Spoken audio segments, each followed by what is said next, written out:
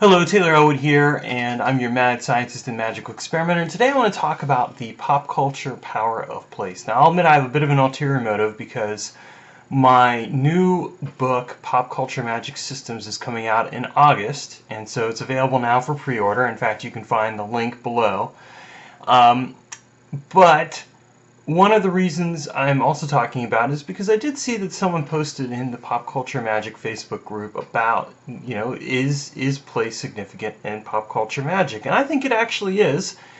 And here's why. In general, place or space is significant in magic. I mean, you look at various magical traditions and systems, and different places have significance. Part of what makes a place significant is the meaning that people attribute to that place, the value that they associate with the place, and the way that they use that place to do certain activities. And in pop culture, this is the same. There's this really good movie called Paul. It's a hilarious science fiction humor movie, and at one point the two actors are acting out a scene from Star Trek in the original place where it was filmed. And to me, that really stuck out to me, because here is this particular place that they traveled to, all for the purposes of acting out this particular scene that they really liked. And it spoke to really the power of that place in their mind. And we see that really with any kind of place. In pop culture, look at it in this way too. You have certain places that you might go to that become holy shrines to you. For example, if you look at like a comic book store, for example, a lot of people will go and buy comics there.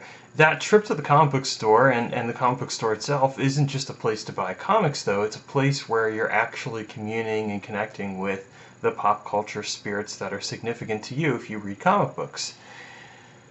So, what I find is that we do want to recognize a given space for what it is. And given different spaces have different energies. A convention is a great example. When you go to a convention, there's an energy to it and a feeling to it that is unique to that convention. But the same is true of any given space where people are going there for very specific purposes. And they don't always have to be sacred, magical purposes, but we can still take the energy of that place and tie it into our magical work. If you look at an arcade, for example, this is a good example of that. An arcade can be a place that has significance and power attributed to it because of the way that people connect with it, because of the fact that people care about it. They're going there to play games. They're going there to have fun. They're going there to for a little while kind of lose themselves in that virtual world. If you go to an arcade, that's basically why people go there. So that's another example of a space. So in our own magical work, when we're doing pop culture magic, one of the things that we can look at is also creating our own specific spaces for ritual workings that we're doing around the pop culture. In fact, if you think about it, this is why people create altars. They create altars for the purposes of connecting with a specific deity or spiritual force. And what they're doing is they're also creating a very specific space to host that spirit in. And so whether it's a traditional altar or a pop culture altar, it still serves the same purpose. So we want to keep that in mind with the pop culture power space. That what we're looking at is what we're bringing into that space and how we're using that space to help us enter into a way that we can connect with the pop culture spirits that we're going to work with, enter into a way that we're going to honor the spirits that we're working with, things along those lines. And so that's really what the beauty of the pop culture space is.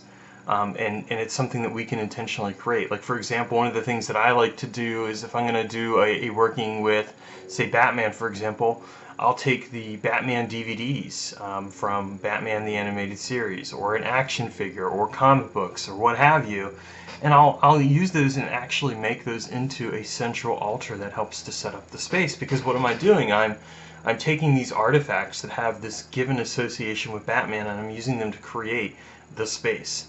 And then what I might do is I might play the theme song for Batman the Animated Series, for example, as a ritual opening music. Because again, it's helping to create that space and setting it up so that we can do magical work for the pop culture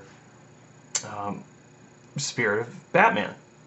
So that's kind of my own thoughts on pop culture space, and I talk about that more in my book, Pop Culture Magic Systems, which is going to be out in August. So if you're interested, check out the link below and pre-order your copy. And thanks for watching, and take care.